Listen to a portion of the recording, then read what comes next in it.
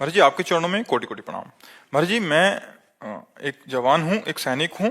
आपके द्वारा जो सैनिकों के बारे में बताया है उसी की तरह चलने का प्रयास भी कर रहा हूँ और भजन भी कर रहा हूँ। मुझे आंतरिक शांति तो मिल रही है, लेकिन इस शरीर के संबंधी जिन लोगों से मुझे कष्ट मिला है, वो जब सामने कभी आते हैं तब मुझे उनका बुरा व्यवहार मेरे दिमाग में घूम जाता है, जिससे मेरा मन अशांत हो जाता है। उस समय विचार कीजिए कि ये व्यक्ति बुरा नहीं है, इससे मेरे लिए बुरा करवाया गया है, क्योंकि मेरा कोई कर्म ऐसा था जिस कर्म को नष्ट करना था, तो भगवान ने इस समय उसकी वो वृत्ति कर दी कि मेरा अपमान किया, मेरी हानि की, मेरे प्रतिकूल बोला, मेरे प्रतिकूल आचरण किया। उसमें इस बेचारे का क्या दोष?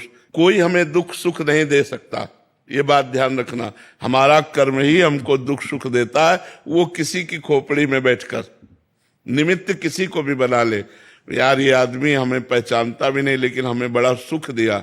और एक आदमी है कि जरा सा धक्का लग गया, पिट दिया और बड़ा वैर और बड़ा विरोध खड़ा हो गया, वो कर्म हमारा।